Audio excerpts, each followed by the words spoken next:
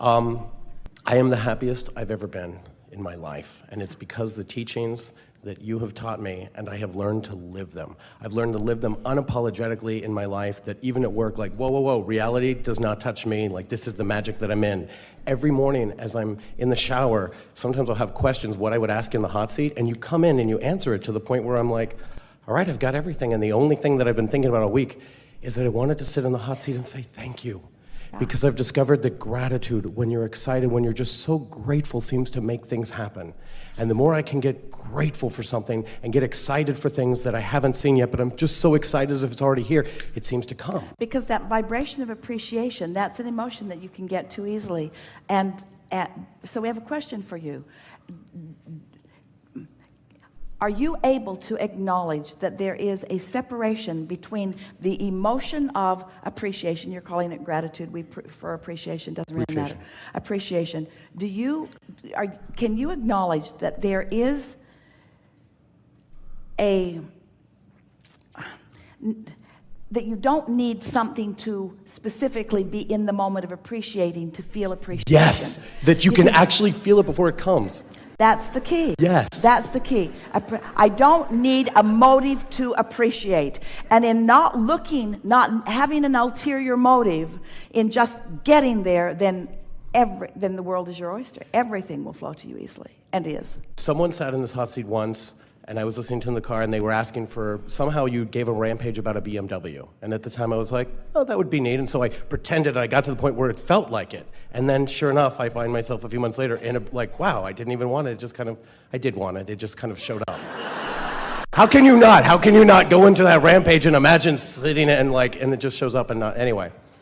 Well, it's a lovely thing, and this is what's beginning to happen to you more and more, to a lot of you, where a manifestation happens that it doesn't, and it didn't feel like you were trying very hard. It didn't feel like you said, I don't think I even wanted it. And the reason that it felt like you didn't want it is because you associate wanting with the stress of yearning for something. Yeah. Where when you find that pure alignment, then the universe just begins yielding to you shovels full of manifestations that have been in your vortex for a while. In other words, it's such a lovely thing to have been just looking for fun and looking for clarity, not looking for a BMW, looking for fun and looking for clarity, not looking for a beautiful house in the snow, looking for fun and looking for clarity, looking for fun and looking for clarity, and finding fun and finding clarity, and finding fun and finding clarity, and finding fun and finding clarity. And then things begin manifesting in your experience effortlessly, because you finally are experiencing the power of the leverage of alignment. You see, that's why we've been explaining to you that you've been sifting and sorting and asking and putting it in your vortex, and it's been culminating there, it's been gathering, it's prepared itself for you being ready for it. It's better now than it was when you first put it there, because you put other things in there with it that all morph together. And so your vortex, your vibrational reality, is ready to burst onto the scene in the moment that you vibrationally stop disallowing it. So this is the piece. This is another key that this gathering will help you hear in a very strong way. Humans often think that if they've got their sights on something, that they must find a way to think about that, think about that, think about that, think about that, think about that, think about that, and rein it in like a fish on a line. It's not like that at all. It's that once you have set your sights on it and it's in your vortex, now your work is to chill. Your work is not to figure out what the path is. The path is being revealed to you. You just have to figure out how to be receptive to the information about the path. Can you feel the difference about that? And the thing that trips you up, we're trying to demonstrate it for you here. So there is a vibration that becomes a thought. That's momentum worth celebrating. But humans don't want to celebrate it until it's in the garage. So since it's not in the garage, you mess this up. And since it's not in the garage, you mess this up. And since it's not in the garage, you get another job. And since it's not in the garage, you work harder. And since it's not in the garage, you try to find all the behavior to get it in the garage. And all the stuff that you do to try to get it in the garage causes you to keep messing this up. You see what we're getting at? So if you can just find things that are easy to feel good about, then everything that you want will come into full fruition. You'll find it all in the garage. When you find it in the garage, and for me, I almost made a wish, just like I had seen people lose weight, and it gave me like, wow, if they can do it, I can too. I thought maybe it'd be valuable if I lived such a magical, fun, happy life, I could show people it was true. And that seems to be the case, but it's like an on or off. Sometimes at a party, I'm like, don't ask me if you don't want to know, because I start to talk about Abraham, it's like I blast people and I feel it, like, almost like a dimmer switch.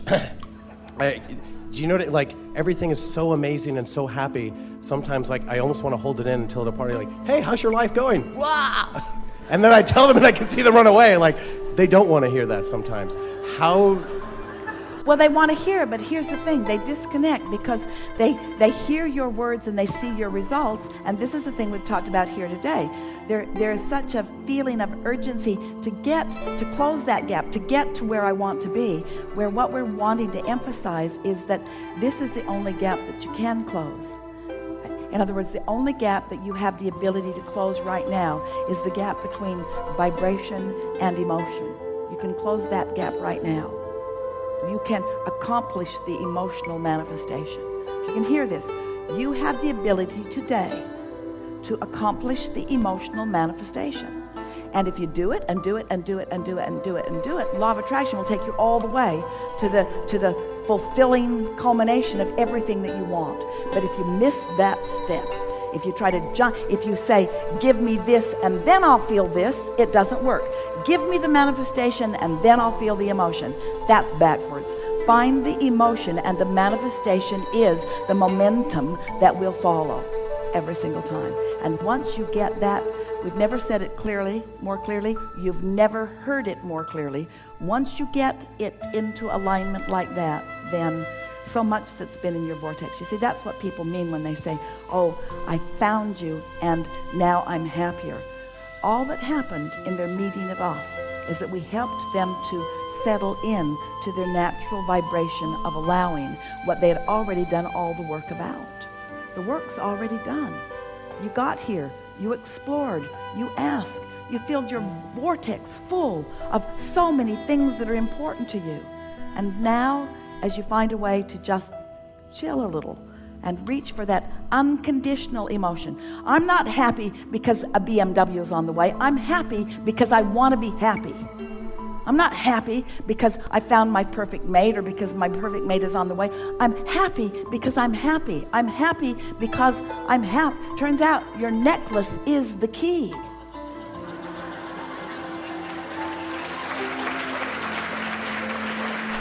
I'm happy.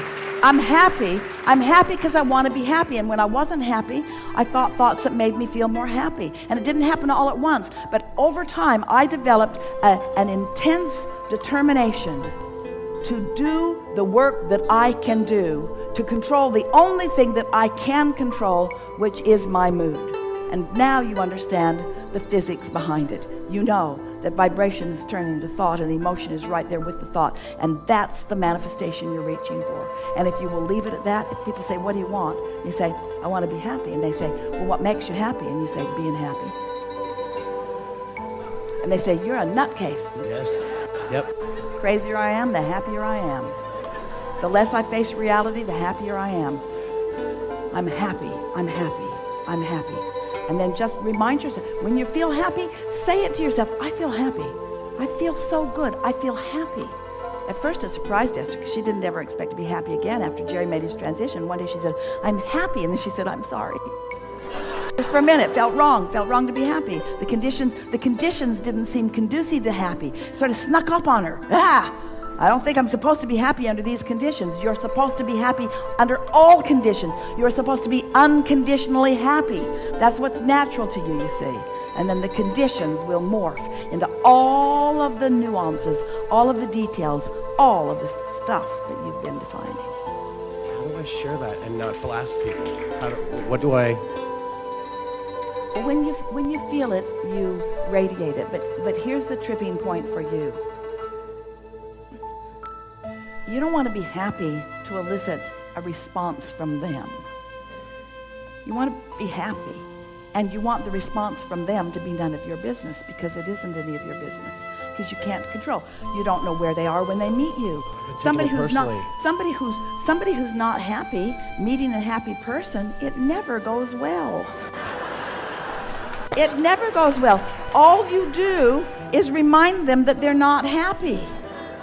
And then I feel terrible about it, like, I pushed them further down. And then when you explain to them why you're happy, that makes it even worse. It's like an indictment of what they're not doing. Right. And then they resent you. They wish for your demise. Yeah, I would say jealousy. I feel it all around me. And sometimes people are like, oh, well, how long is that going to last? And I think, oh, God, but I think I found something sustainable. I think I can make it last. What eventually happens as your happiness is something that you're consciously aware of, yes, and consciously accomplishing, then law of attraction begins to surround you with more and more people who understand that. But remember, the most significant thing that we said to you today, which is the most significant thing to this point that we've ever said to anyone, is that your relationship, the relationship is between you and your source. We've said it before, but you've never heard it so clearly. That's the relationship that you're seeking, because that's what happy is.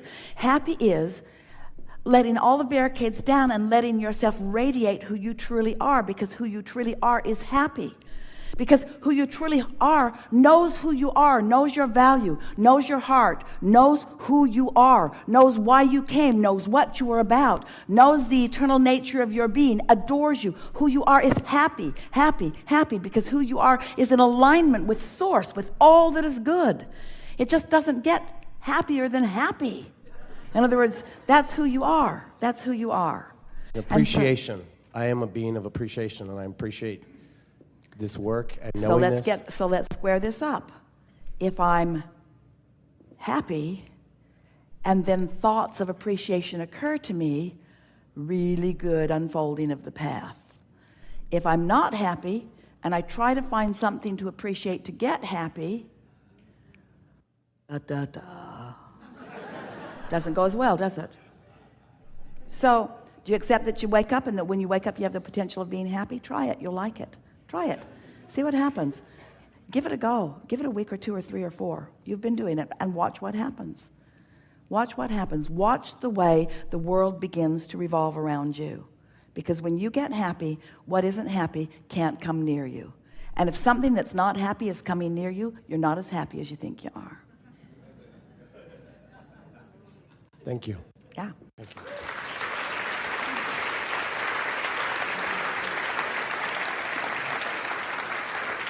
We're having a really good conversation right here. Stand if you think it's you.